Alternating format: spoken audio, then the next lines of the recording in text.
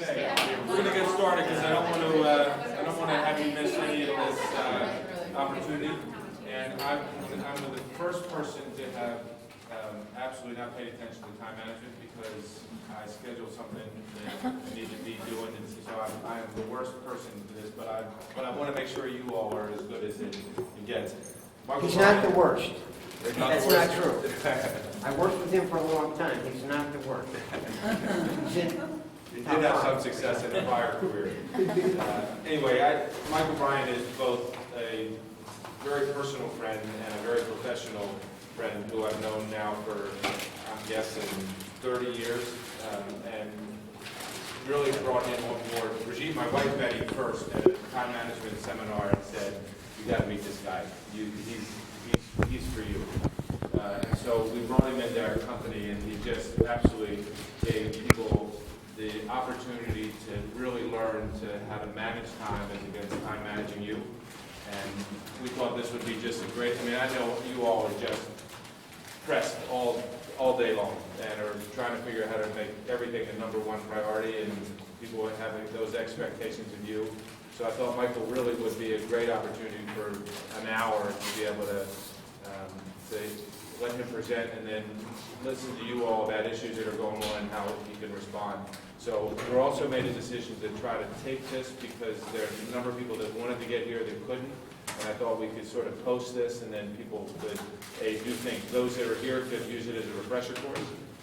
For those that weren't here would have the opportunity to, in fact, listen to this piece. So without further ado, I turn you over to both a wonderful friend and an absolutely stellar performer in this issue around time management. Thank you. Go ahead. Thanks.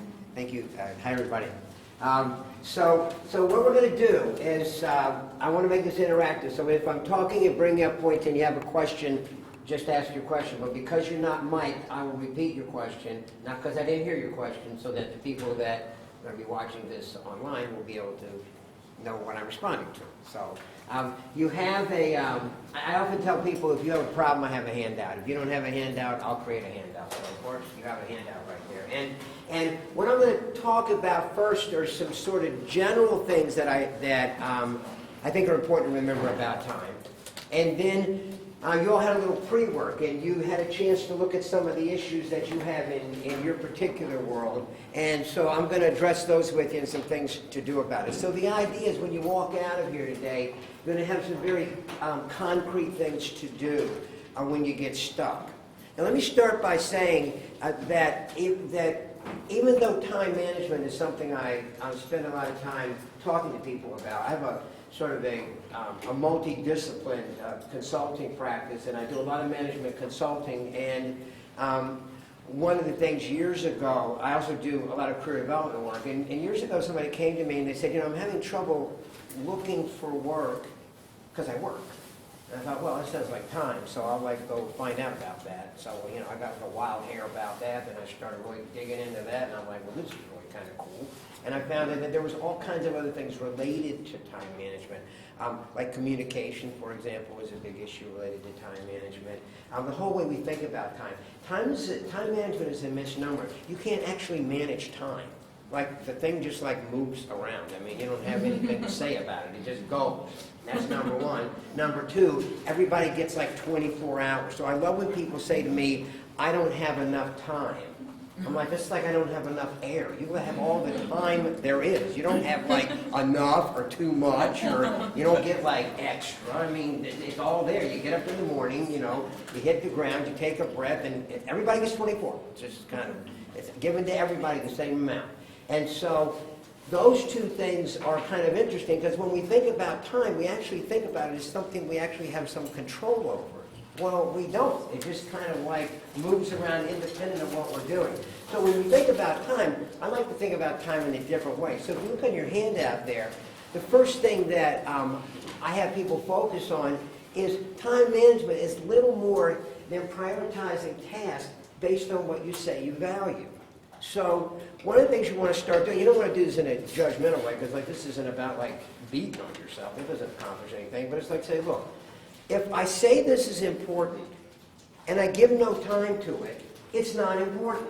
Well, yeah, it is. No, it's not. So like, I really need to make time to start, fill in the blank, exercising, meeting with my staff, whatever it is. Well, do you actually spend time doing that? No, but I know I really should. Well, it's really not important to you. Yeah, it is. No, it's not. Because if it was, you'd be doing it. That doesn't make you evil with horns. It means that it's at the time something else is more important. And that's okay, because it is. But you need to know that. So you watch your life like it's a silent movie. And this is very helpful also when you're dealing with other people. And they're also telling you how important something is to them. Just turn down, because people's mouths, see, we can make our mouths do just about anything. But our behavior, that kind of is what it is. So just watch where people are spending their time and their resources, and that'll tell you what they value. And that's really important. So that right off, if you just think of it that way, that's one thing right off the bat you can begin to use to think a little bit differently. So what did I actually do this morning? Well, I don't know what I did, because I got there, from the minute I got there, I didn't stop, and I'm a runaway train once again today, and that's why I'm here. But I really don't have time to be here, because I'm thinking already about stuff to do when I leave here. No, just turn all that down and watch what you did today, and what you did today, that's what you value today, because that's what you did. Okay, and you could have picked between business. No, I couldn't. Yeah, you could, because we do that all the time. Focus on why and not what. Most of the day, what we ask each other is, what are you doing? What are you doing? So, we go home, what did you do? It's all about what? What did you do? What did you do? How are you going to do it? When does that have to be done? And that's what we think about. No, those are really important questions. But by far, the biggest question, the most important question, is to ask yourself, why? Why am I doing this? And why am I doing this right now, as opposed to something else? And then be brutally honest with yourself. Why am I doing this? Because, I don't want to do that other thing.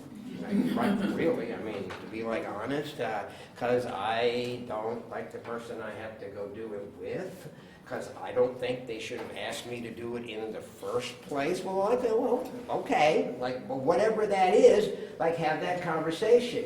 Because if you know why you're doing something and it makes sense to you, then you will actually find the resources and the quote-unquote time to do it, because it's really important. So, anybody in here exercise? Anybody exercise? Any regular exerciser? Okay.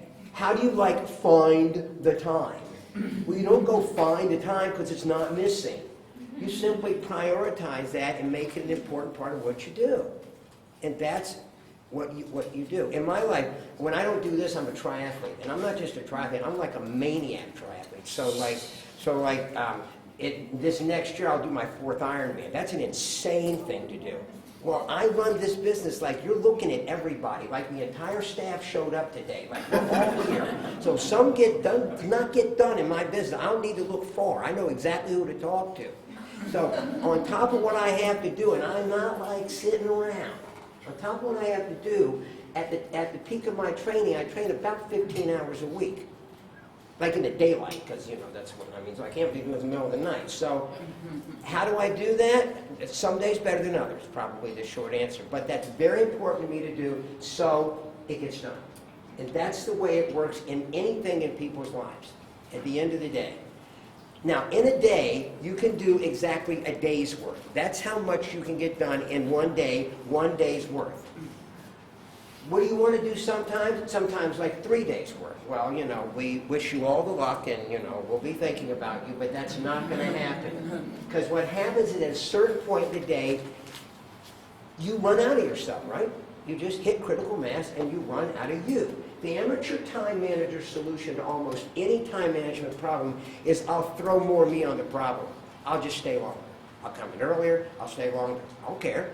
Eventually, you're not going to stay there all day. You got to go home at least to change clothes. You can't do this forever, and you run out. So that doesn't really work. So in a day, you can do a day's work, but no 2 days are the same. Some days we come in and we're slamming, One of the most effective 2 or 3 day period that people have is before they go on vacation.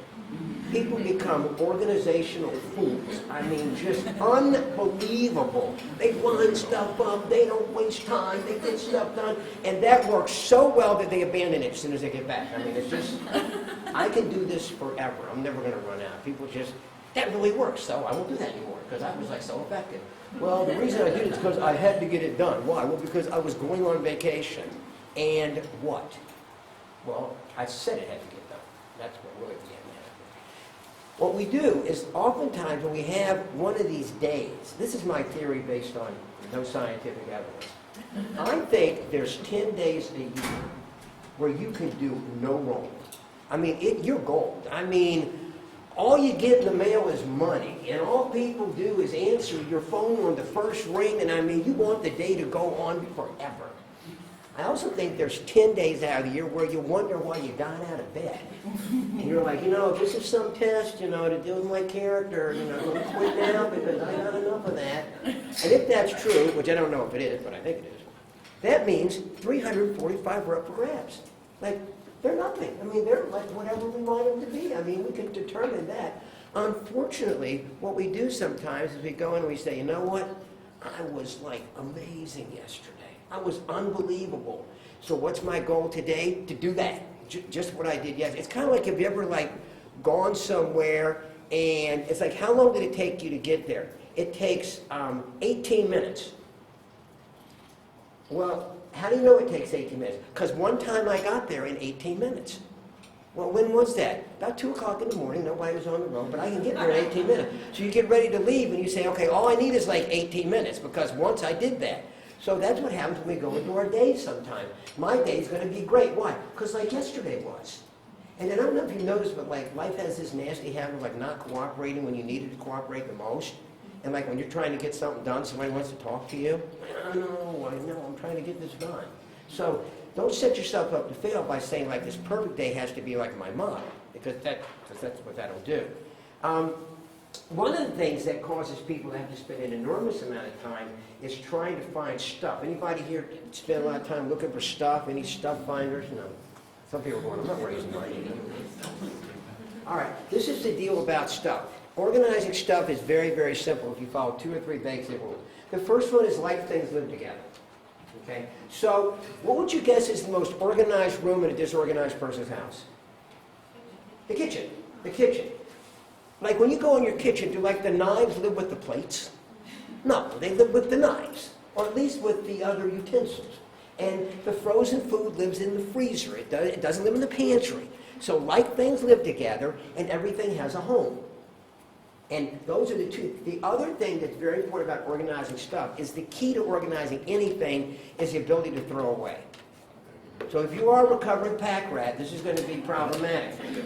Because the pack rat motto is you never know. Pack rats can find something they didn't even know they had, and now they need it. But you didn't know you had it. Yeah, but I do now. And now that I know I have it, now I need it. Well, when do you need it? Well, I don't need it, but I might need it. And the worst thing happening to a pack rat, if they throw something away ever that they find out they need it later, they'll never throw anything away again, ever. Because see, the problem is I threw that away. No. You can't like be organized if you just continue to accumulate stuff. You can be on hoarders, but you can't be like organized. So the ability to be organized, the ability to throw away. Now, you have to do that literally, and you have to do that electronically too. So you have to clean out your files too. The government did a study years ago, and one of the things they discovered is that 95% of the things we file never see the light of day again, ever, never, ever. Like ever. In the history of us, like never. So here we are being like an archive, I guess, because you never know, because you might. Well, really, no, you won't. Now, I'm not saying throw all your stuff away, because you do need access to some of it, but a lot of it you can just like let go. Okay, a lot of information is I need to know, and now I know. You don't need to have a copy of it, because now you know. You don't need to know it again, because you just need to know it once. Tasks tend to take 25 to 50% longer than we think they do. So you have to, years ago, I had just started working with a client, and we were going to the airport, and we were going to strategic planning for the weekend. I believe it was the weekend, Donna, wasn't it? We were going away for. I won't mention who the client was. And so, now this is before you had to like check your bags through or anything. You literally just go to the plane. So I know the airport is kind of close, but I don't know like exactly where it is. So I said to this person, I believe that's what I said to her, wasn't it? I said to this person, when is that like, I hope that's my word. Excuse me.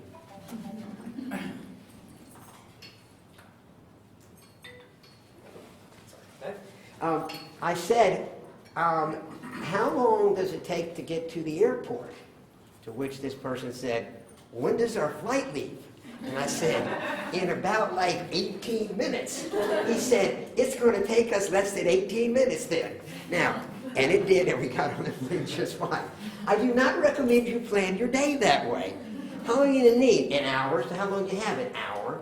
Well, like what if it doesn't go exactly as you plan? So the rule is you build in 25 to 50% more. So if it's going to take an hour, give yourself an hour and a half. If it actually takes an hour, it will create the illusion of surplus time. You feel like you have like leftover time. Well, yeah, I already told you don't have any leftover because you have all there is. But it'll create that illusion. Otherwise, what will happen is you set yourself up to fall behind. And imagine like, think of your life as kind of like a doctor's office. You know, if a doctor just goes over 5 minutes with a patient, at the end of 6 patients, now a half hour behind. If some patient has an emergency, now we're really talking. Okay? So, by just adding that in there and knowing that's going to happen, you basically head that off at the pass. The problem may not be what you're doing it, but when you're doing it. What I'd like you to do is, if you have a piece of paper, use that. If not, just turn this piece of paper over. I'm going to show you how to map what amounts to your energy for the day. You have energy levels during the day. First of all, think about what time you wake up. Write that down first. Just put that time down there, like, you know, whatever it is, 6 o'clock, 7 o'clock, 5:30, whenever that is. That's going to be the starting point. Now, when you wake up, you're going to fall into 2 categories. Some of you are going to be what I call hatchers. Now, hatchers don't actually wake up. They kind of emerge. So this is how, so like a hatcher takes a shower like this. This is a hatcher taking a shower. The water's just kind of like beating on them. The hatcher doesn't like anybody, including themselves, when they wake up. Just don't go near hatchers, okay? They're not, they're standing up, but they're not up.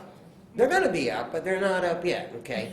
Now, you hatchers, you'll know about what your hatching time is, you know, so whatever that time is, you just take a little line and run that from, I get up at 6, I've now hatched by 7, okay, so now, but I'm moving up. I mean, my energy is higher than it was when I was doing this, so I'm going in a northerly direction, all right? The other group are what I call instant on TVs. Like, once you're up, you're up. I mean, that's it. You couldn't go back to sleep if I paid you. I mean, like, you know, boing, and you're ready to roll, okay? So if you're an instant on TV, you're already awake, so you don't need to do anything, all right?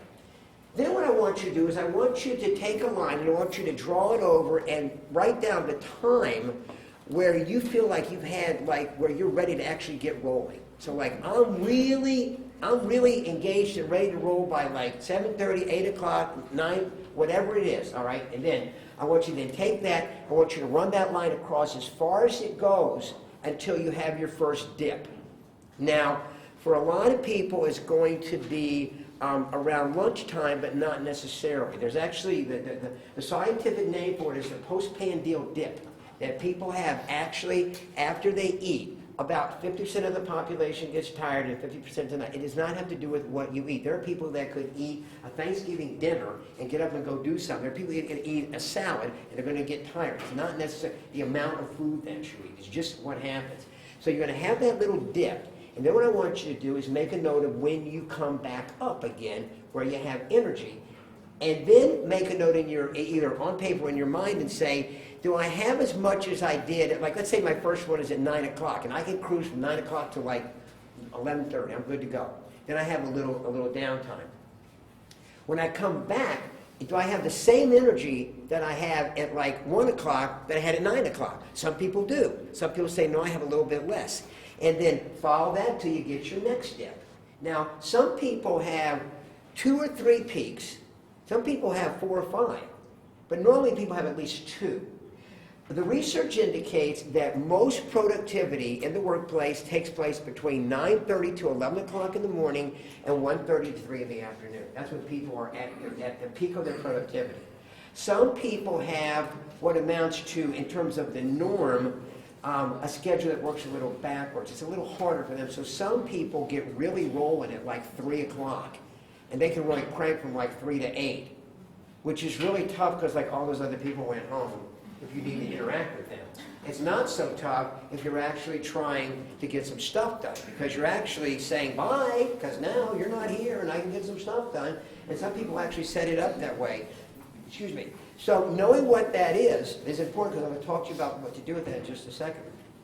Then follow them when you get home and see if you have another dip. And then at the end of the day, you will leave the day, you will leave consciousness doing in one of two ways.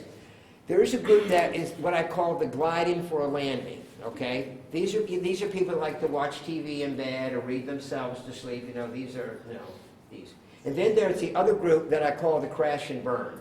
These are people that when they hit the bed, these are people that will actually go to sleep while they are talking. I mean, they will actually interrupt themselves and fall asleep in the middle of their own conversation. All right.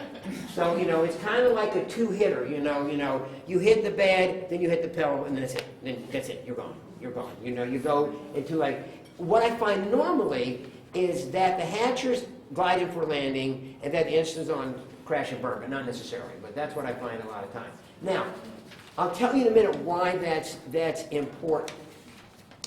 The next thing that's on your list there is that the unstated goal, and you need to be aware of this, the unstated goal of most people in your universe is to convince you as often as possible that their important needs to be your urgent. Now, every time you let them convince you of that, just be ready for them to make note of what they did and come back and do that again. Because the other thing that gets us an enormous amount of trouble is we all think we're reasonable. Everybody thinks we're reasonable. Everybody. So in my role, because I do a lot of corporate daycare, so I have to deal with people that don't know how to play well all day. I mean, that's what I do a lot of. So I deal with a lot of tattling and that kind of stuff that you do when you do daycare. So this is the story I will get. So I'm trying to get something done with them, this person. And the conversation invariably starts out like this. So all I said was. So I'm presented in, the person presents themselves in this very kind of like Zen-like state of what they did. They're very calm and quiet. So all I did was this. And then this Tasmanian devil that, is unreasonable to work with, they did that. So of course, that's why it didn't get done. Now, I wasn't there. I don't know what happened. But I do know this. We like people to think what is important to us is important to them. Because what we really like people to think is like we think. And it really befuddles us when they do not. Because if you think about, whenever you have an issue with somebody you work with, the biggest problem that you have with them is they're so them. Because not me. It's like, the only reason I'm me around them is because they're so them. Because I'm really not like that with most people, because I'm really very reasonable. So, of course, when I go to somebody and tell them it's really, really important, it's because it's really, really important. Because I don't just throw this around. Well, I don't know about that. We want what we want when we want it. It's kind of the way we work. Under stress, we get to be about development like we're about 5 years old. And I really need it, and I really asked for it, and you didn't do it, so now, what you want to do is you want to differentiate that in your mind for yourself and for other people. If everything is urgent, then if everything's an emergency, then what's an emergency? Like if the roof leaking is an emergency, what's the roof collapsing? Is that like a hyper emergency or like a mega emergency? We have to invent new words now. So if somebody comes to you all the time and it's urgent, you're gonna start ignoring them. Actually, you're gonna think they're just like crying wolf again. Like, yeah, I know. Like the last crisis you had, like yesterday, like that life-ending trauma. Yeah, I know about that. This is another one of those. And you don't meant to say it to them, but you're saying it in your head. There's a big difference between urgent and important, and it goes back to common sense. There's a common sense reason that most people will be able to identify with if something's really urgent. Like something really bad will happen pretty soon that's very measurable and very definable. That's much different than because I want this done. That's not urgent. Well, it is to me. Yeah, but maybe not to anybody else. So that's one of the things that causes us, if we let it, to stop what we're doing and then go do something else. And then come back to what we were doing, and suddenly we didn't get that much done today and we don't know why. Well, I want to kind of be there for people. Well, I want you to be there for people. I think you should be there for people. I think there needs to be some understanding of what is urgent and what's important. Because the nature of all of our jobs is that they're interruptible. Everybody. If you set yourself up to not be interrupted, you set yourself up to basically have a frustrating day. You know, what do you want people to ask you? Nothing. About what? Anything. For how long? Extended periods of time, please. You know, it's like, oh, here come these people and they want something. Well, any question is an interruption. You're not the information desk at the mall. I mean, that's not what you're doing. So obviously, you're not sitting there planning to be interrupted. All phone calls are interruptions. I mean, most of the time, you're not just sitting there with bated breath waiting for the phone to ring. I mean, you're doing something else, I guess. So it's an interruption. But we have to build that into what we're talking about. And then one other thing on here before I go into a couple other points. Email. Is email an issue for anybody? Okay. Some people, and I don't know whether they're in here, but some people have like, you'll go in their mailbox, they have like 900 in there. And it's like, what are you saving that for? I mean, like, what are you, like, you're like the server? I mean, like, what are you doing? I mean, like, what is that? I love this. It's like, you got mail. I gotta stop now. I mean, do you stand on your front porch? The mailman's coming. Look, he's like 2 houses down. It's almost at my house. Like, no. Well, then don't do it with like the electronic mail. It's just mail. Most people are like, oh boy, you know, 2 minutes till they're at my house. 1 night they're on my porch. You know, you're probably doing something else and go take it out of the box when you get to it. Okay. So you want to be able to do that. One of the easiest ways to do that is, remember I just had you track where your energy level is. You want to take time when you have the most energy to do the hardest, most difficult jobs. What we do a lot of times is we put off things we don't want to do or that are difficult until the end of the day and when we're tired. When you're tired, it takes twice as long to do half as much, and you're more likely to make mistakes. Now, since you made a mistake, you got to go do it twice. You didn't want to go do it once. So the idea is when I have the most energy, I'm going to tackle the hard job. You'll be more optimistic. Things will come easier to you. Your problem-solving ability will be much better, and it'll go much faster. Where you have these dips that I was asking you about, that's when you do kind of the mindless stuff. Like looking at email, it doesn't really require like a major concentration. I mean, you can kind of look at it. So part of what it is, it's not just what you're doing, it's like when you're doing it. Now, you're not going to be in a place like this all the time to be, you know, asking questions, which we can do in a little bit. So you got to do this on a regular basis. One of the easiest ways to stay effective is to find somebody who like just does this really well. Find somebody around you. If there's somebody you work with that just seems to get stuff done, rather than saying what we often say is, well, they don't really have a lot to do. Well, what do you like, the hall monitor? How do you know what they have to do? Are you like watching them all the time? I mean, don't you have stuff to do? You know, or we get into pain Olympics. Well, I mean, if I had like your job, I mean, but if you have like my job, you have like no idea how tough I have it. You know, how's your day? Not going well. Huh? You only wish I had your day, you know. So we get in, you know, I have no shoes, I have no feet, I have no ankles, I have no legs. I mean, I don't know what that's about. I don't know what that's supposed to do, but we kind of like get into it somehow, you know. All it does is make you feel more miserable than you just were. I mean, and, you know, like don't do that. It's not really a good idea. So find somebody who does it well and like go ask them what they do. Don't assume. You know, assuming works one time in your life, and that's when you guess right. Other than that, assuming cuts off options. You know, so don't assume, like, go find out. I mean, the worst you'll find out is what you guessed is really right.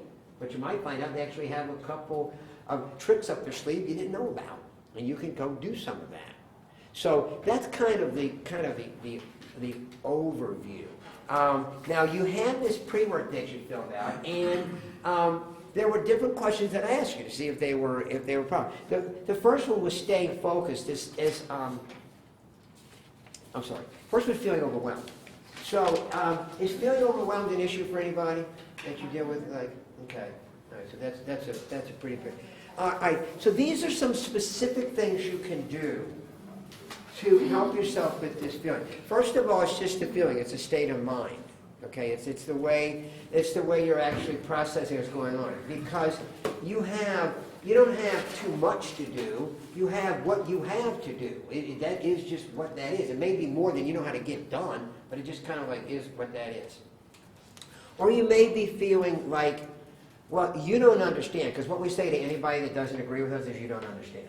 Because if you understood, you'd agree with me. So since you don't, you knucklehead, you don't understand. So then we try to re-explain it. You don't understand, because see, I am like so busy. How many times do you hear that in the course of a day? I'm just like really busy. Do you know anybody on this planet that is not busy? I mean, we tell people like we've invented, oh, busy. Well, no one else is busy. I'm sorry, never mind. I didn't know you were like busy.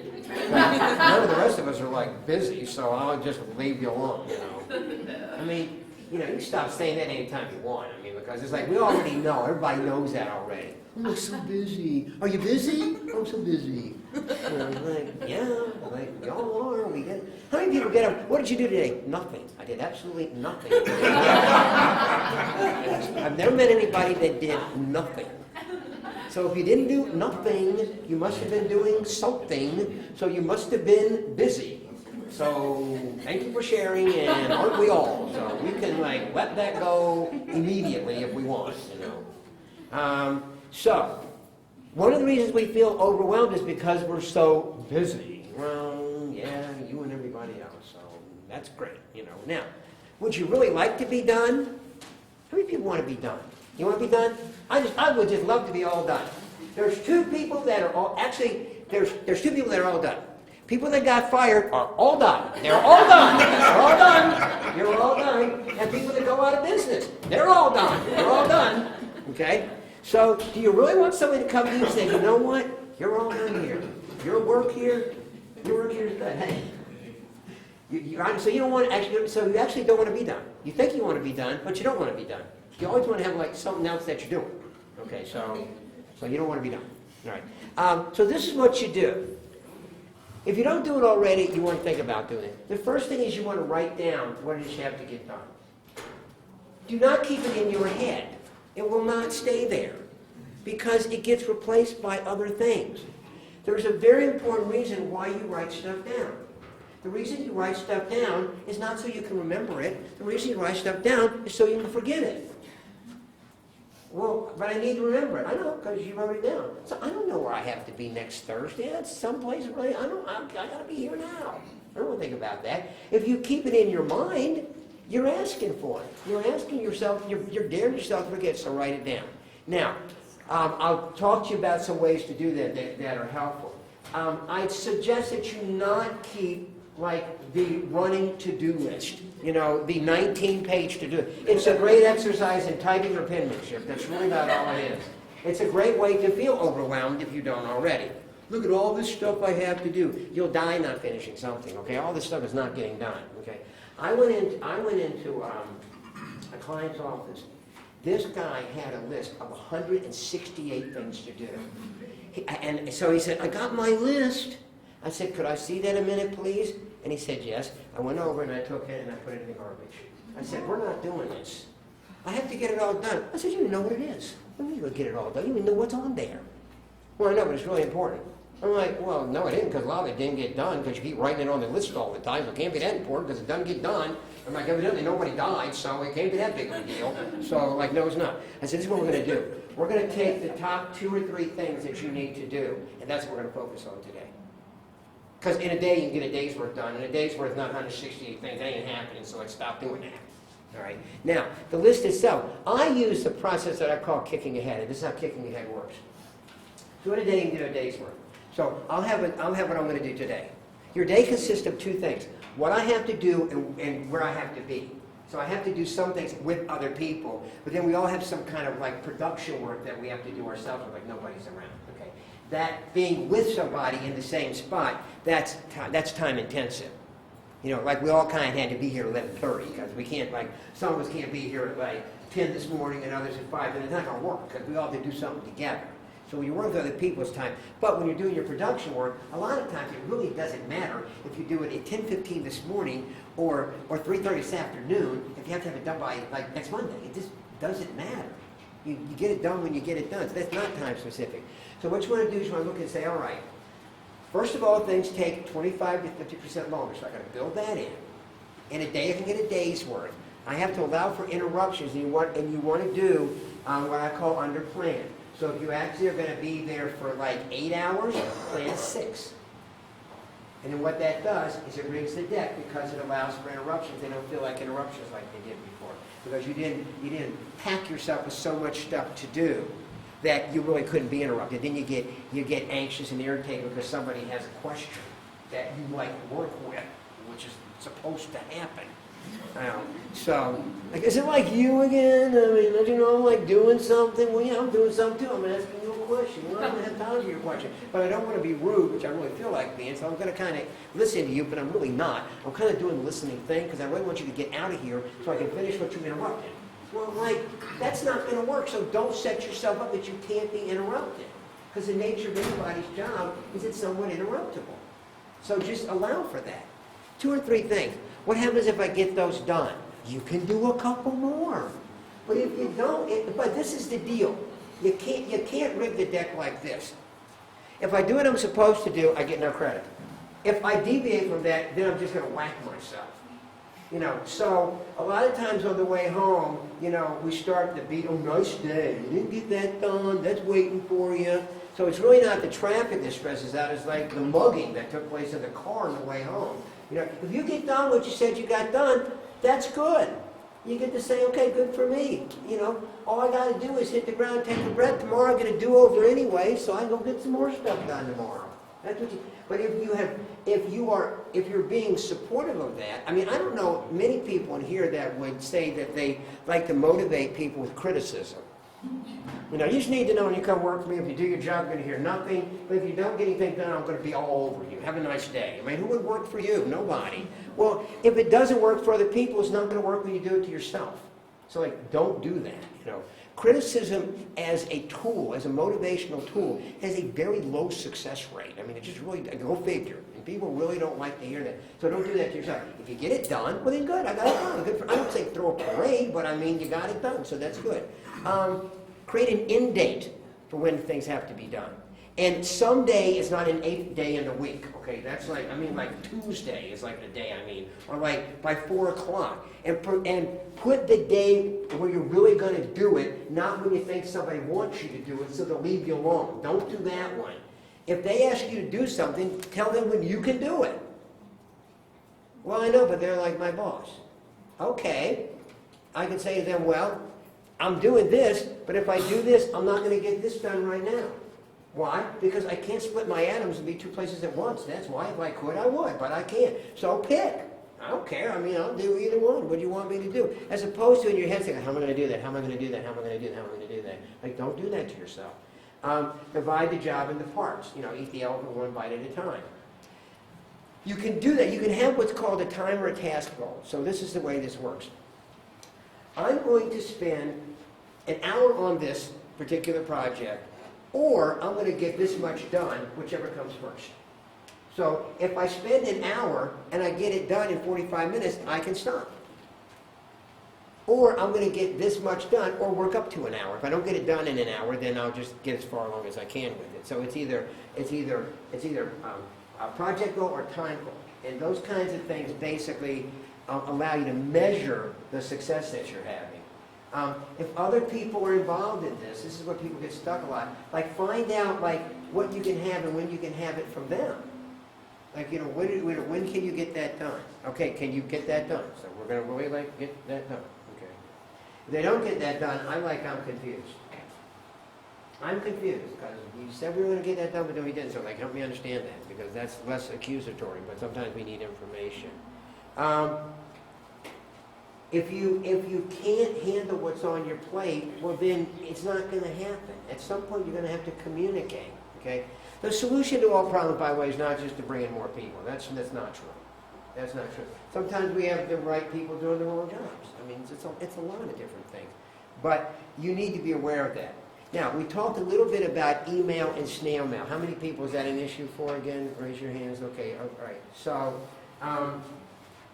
again, you're not the archive, you're not the server. I mean, your job is not to like take all these things. Now, a couple of very specific things to do. One is when you send email and when you get email, make sure that in the address box itself, you know what the email's about. That's really important. I mean, it takes about a nanosecond to do. Like hello is not what it's about. It's not about hello.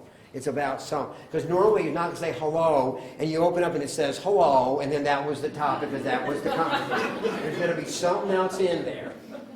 So just tell what it is, and ask other people to do that. When you send me, if you can tell me what it is, I'll be more alert to it. I'll pay more attention to it. In addition to that, you want to make sure that if you're on lists that you don't want to be on, I really appreciate you letting me know that Sally got 3 puppies, but I just don't need to know that. I really don't need to know that. Well, aren't you like a team player? Yeah, I'm just not somebody who cares about that. I mean, yeah, I'm a team player. You want to come by and tell me about your puppies, maybe, but I mean, because I got to, like, open it. Like, junk mail is real easy when you literally get, like, snail mail junk mail, because it looks just like junk mail. It's got, like, the junk mail postage on it. It's got, like, a junk mail envelope. Well, junk mail email is not always that easy to figure out. But, a lot of these, there's a lot of unsubscribes at the bottom. Just go there and take 2 seconds and then unsubscribe. Well, I'm just going to get more. Yeah, I know, which you'll have to unsubscribe to. That's okay. You can do that. Those kinds of things will help. Control the urge to act immediately when you get it. Oh, I got it, now I have to respond to it. Well, did you have to do that 2 seconds ago? No, but I just got it now. Like, why do they do that to me? They didn't do anything to you. You did that to you. Just finish what you're doing. I know it's on my mind now, and I really have to do this. Okay, well, how many of these do you have to do? Oh, no, I'm on my email all day. Is that what you do? Are you like an email monitor? Is that basically your job? Do you have any other job? Your title is email monitor?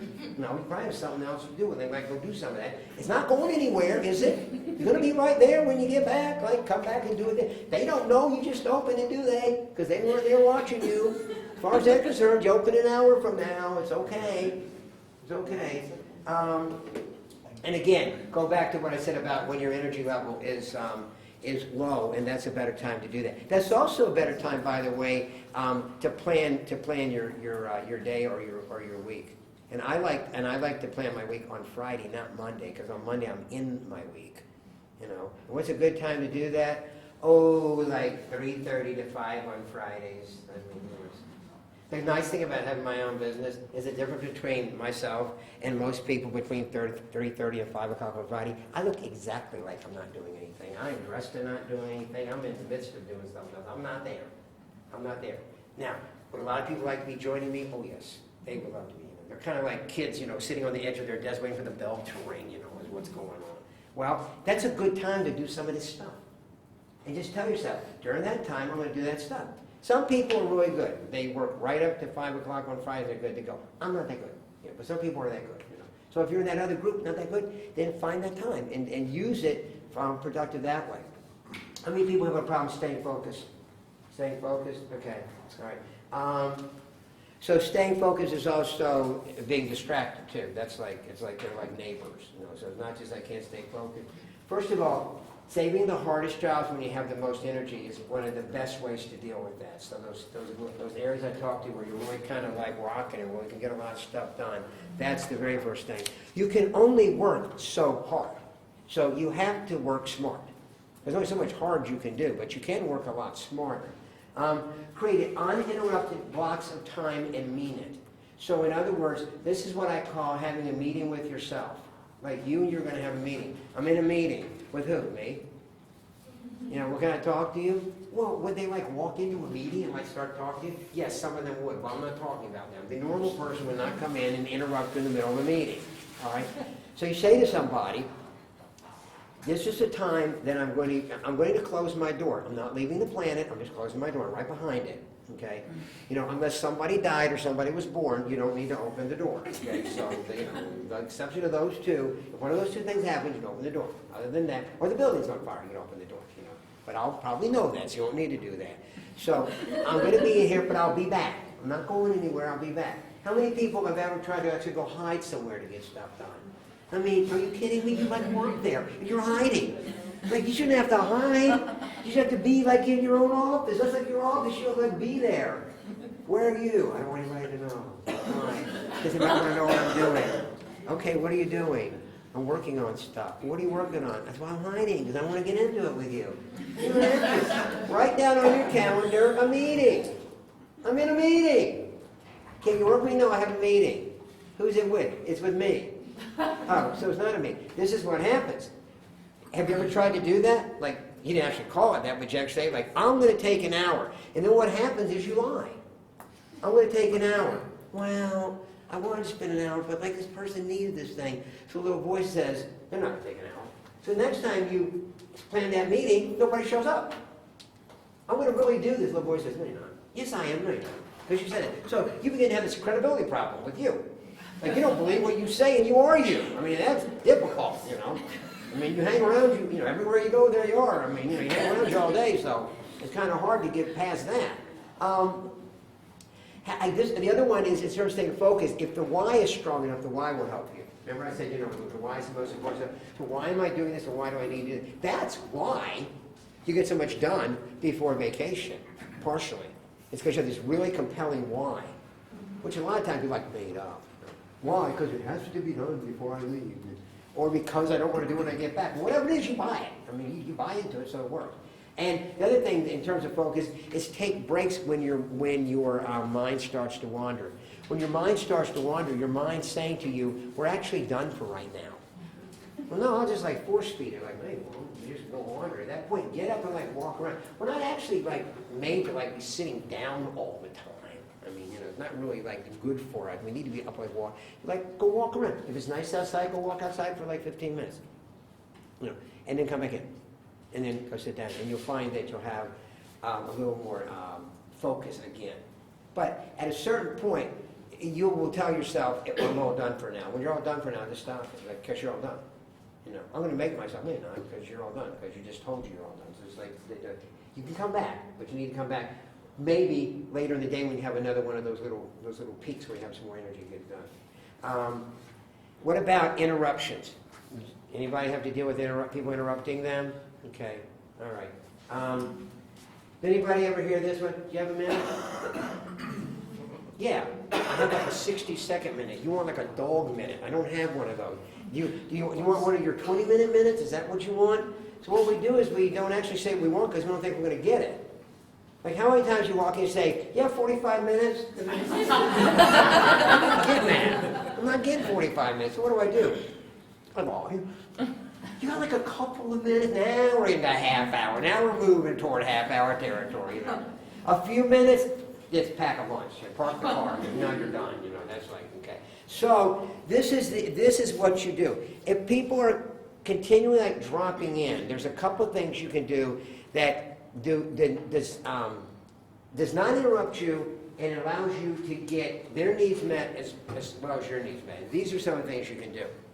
The first thing is, if you're with somebody that has sort of a propensity to kind of drop in like that, go to their space. You know why you go to their space? Because you can leave their space. I mean, without like saying like, you know, get out of here or something. It's hard to get, because some people, if you've noticed, have no concept of nonverbal communication. You could turn your back, crawl under your desk, and they would keep going, uninterrupted, and wouldn't miss a beat. You know, or, you know, I just have this thing to finish, and away they go. If you're in their space, you can get up and leave whenever you want.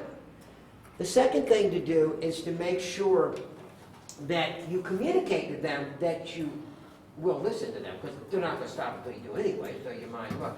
You know, I know this is important to you, and I want to give it the time that it needs. So in order for me to do that, I'm going to come by your office in 20 minutes. So I've addressed your need, I've told you it is important, and I've told you when it'll happen. You know, and that's, you know, so they walk in, are you doing anything? Nope, I'm just waiting for you all day. Just sitting here waiting, looking at the door, hoping you'd come by. Of course you're doing something. So that's what you do to make sure that they get their need met and you get your need met. Also, make sure you're not contributing to the conversation too much. They wouldn't shut up. Well, I heard you talking to. I know, I got into a little bit. You're right, I did. It doesn't make you bad, but I mean, it's like, you can't have a conversation with yourself for long. I mean, not indefinitely. I mean, you know, you do kind of run out eventually. So, if you're talking a lot too, like it wasn't like they weren't the only one like in there, you were too. So that's how you deal with that. Another thing you can do, like sometimes the interruptions don't come in person, they come by phone. So one of the things you can do, you can head that off right real fast at the pass is to say, you know, I've got about 5 minutes because I'm going to go do whatever it is. You know, I don't care what it is. I'm going to go do whatever it is. And then when the 5 minutes comes, you're not being rude. You just said, okay, well, this was the thing that I told you about, you know. And, you know, now, why do you think people don't say to you, is this a good time? I mean, some people do. Some people actually say, is this a good time? Why do you think people don't say that? Yeah, because you might tell them it's not. So they don't ask. Are they thinking about it? I don't know. It depends on like how into whatever it is they're talking about they are. I don't know. They might be, you know, but they oftentimes they don't ask. So we kind of have to tell them whether it's a good time or not, because they may not know to ask. All right. Then the next one, how many people have an issue with procrastination? Anybody? What I refer to as creative substitution. Okay. Actually, procrastinators are actually doing something. They're not just doing the whatever that was. All right. So, first thing you do is ask yourself and be brutally honest, why am I procrastinating? Normally you procrastinate because I don't like to, I don't want to, I don't know how to, I don't think I should be doing, I did this before and didn't do a good job. Those are kind of the generic kinds of reasons. That's perfectly okay. I actually don't have a problem with procrastinating. Some people like to get right up to the last minute because they think it helps them focus and it gets them all revved up and energized. You know what? If you can get things done that way, then knock yourself out. I have no problem with that. The problem is this. If you cut it too close, nothing can go wrong. Like the computer better not be down, you know, the person better pick up the phone. I mean, because your wiggle room is just about shot. Okay? The second thing is that you're very unlikely to try a new way of doing it, even though it might work because you just don't have the time to experiment. And then the third thing is you're either self-conscious and won't ask for help, or you're so desperate you're begging for help. You know, and you might not get the help. Having said all that, if you want to procrastinate, that's okay, but you need to just be aware of that. But if you don't want to procrastinate, then you want to be, and if you really like to get stuff done and have a little bit of like breathing room, then you need to be able to have some kind of a better plan than that. And the first thing I would do is I would look at all the positive outcomes if I do it and the negative outcomes if I don't do it. This is what happens. This is something that's really important. If I do it, this is what good thing will happen. If I don't, this is what bad thing will happen. Now, at least I know what's at stake. The second thing to do if you're really hardcore is tell somebody that you're doing it and ask them to ask you if you did it when you're supposed to have done it. So would you call me at like 3 o'clock on Friday and ask me if I got this thing done? If you're really hardcore, get like 3 people to call you like 10 minutes apart. So 3 o'clock Friday comes and you didn't get it done. So your friend calls you at 3 o'clock like you asked to and said, did you get that done? No, I got like really busy and I had stuff to do. 3:10 the phone rings again. Did you get that done? No, I was really busy. 3:20, no, I was really busy. I will guarantee you that it is amazing how often a reason sounds like an excuse. We have to tell it to another person over and over again. And after a while, you just get to the point like, man, I don't want to have that again. I'll just get it done. It's a whole lot easier to get it done. Because a lot of things you don't get done, you spend so much time thinking about it. You could have done it like 6 times already, and all the time you spent trying to remember that you needed to do it. Well, then just go do it. The other thing we do is what's called the 5-minute rule. The 5-minute rule is what you do when you have a task and you say to yourself, I'm going to only spend 5 minutes on this. If at the end of 5 minutes I want to stop, I'm able to stop. This is what happened. The brain is not able to do something and watch itself doing it at the same time. It has to do one or the other. So what happens is if you spend 5 minutes on it, by the time you actually are aware of time, it's probably more like 15 minutes, and now you've actually begun to get into it. You can stop at the end of 15 minutes if you want, but a lot of times you won't, because you're already like, it was just getting started was the issue, and now you're rolling.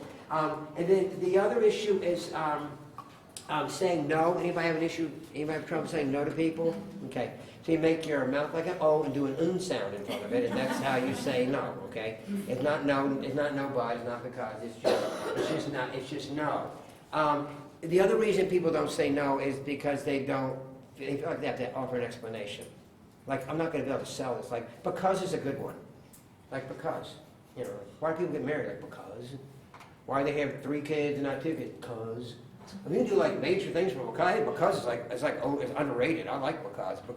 Why? Just because. I don't know. Just because. Well, I can't do that all the time. No, but you can do it sometime.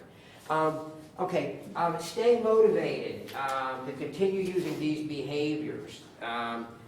So you're in here going like, this is really great, I'm going to try some of this, I'll get back tomorrow, I'll be all fired up, and by Monday I'll forget what I was even listening to in here, okay? So you use the 3 R's, repetition, reinforcement, and reward.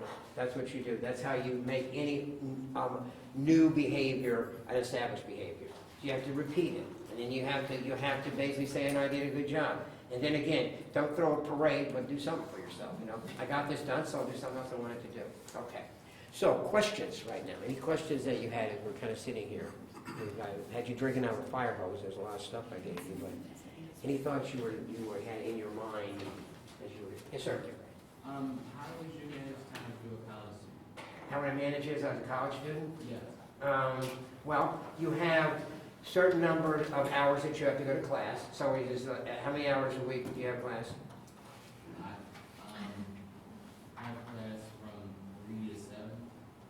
Okay, and you go straight through? Yeah. Okay, do you do that 5 days a week? No, it's only 3 days. 3 days a week, okay, so you're carrying 12 hours.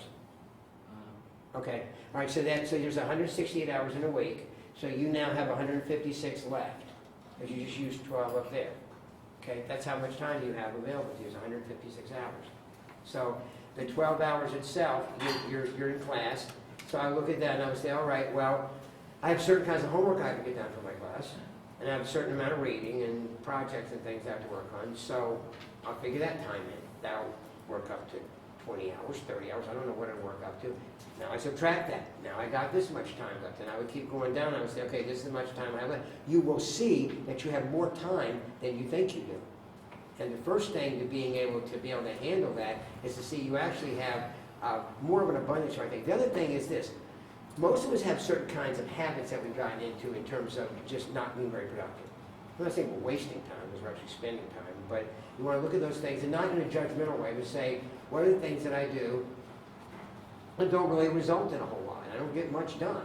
And you don't have big arguments. You say, well, no, I really need that, because that's fine, but there's a bottom line to what you get done. So look at how much you get done, and keep subtracting down and down and down. You'll reach a point where there's actually nothing else going on. And look at that time and say, okay, I have to eat, sleep, personal hygiene. How much does that take? And I promise you're going to find some spare time when you do that. So that's how I would start that. Does that make sense? Yeah. Okay, that'll be that. Anybody else? Yes, sir. I know you talked about the subject line email, but what's your thought? Is email as effective? Is it as efficient as getting up, going down the hallway, and picking up the phone? That's a really good question. Michael, can you repeat your question? Oh, yes. The question was, is email as effective as getting up and walking down the hall? Picking up the phone. Picking up the phone, or just picking up the phone and talking to the person.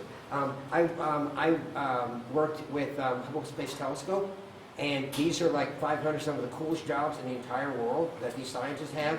These scientists would get into these incredible email-like arguments with each other, with people they were working next door to. So when the first things I would say is like, well, why don't you just like get up and like go like discuss it with that person. So when you can like get up. Now, if the person like isn't there, you need to leave something for them. That's one use of it. But yeah, by and large, you just get up and go talk to them. It'd be much more effective because you send the email. I mean, normally when you talk to a person, not like I'm not going to speak to you. Now I have to wait to see if you're going to respond to me. Now I have to wait to see if I'm going to respond to you. No, he's kind of like talking, you know. So I would prefer that, you know. As we become more and more high tech, we become sometimes less and less high touch.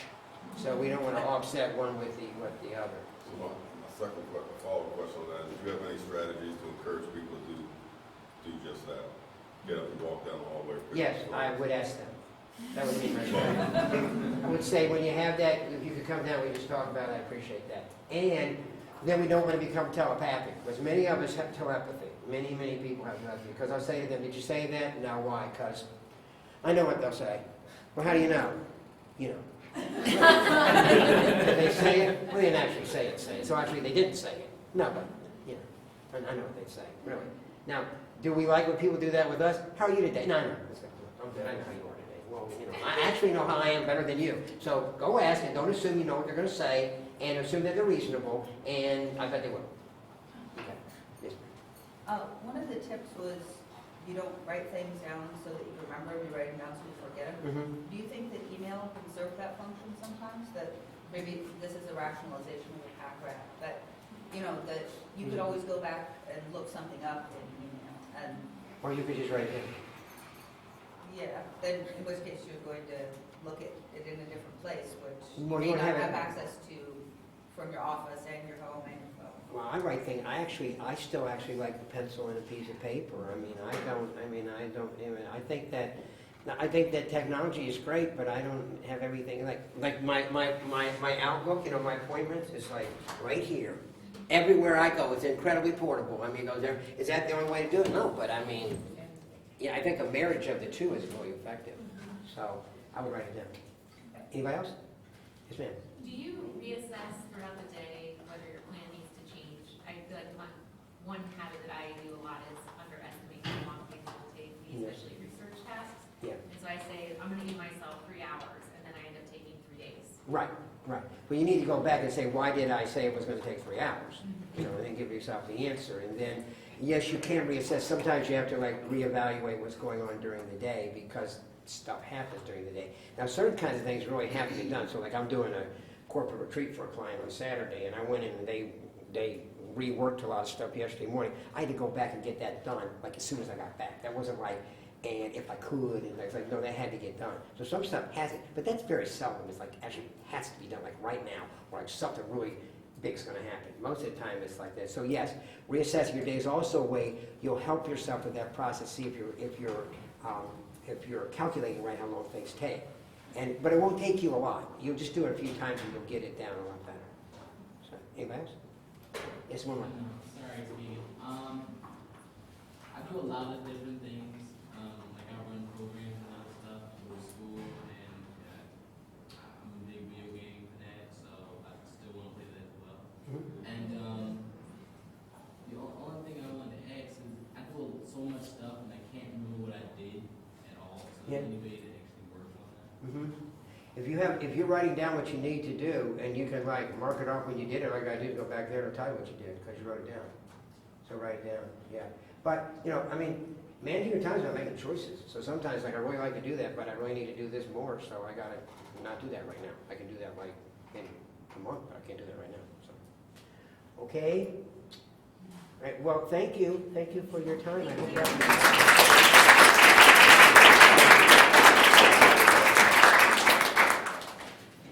Awesome. Thank you.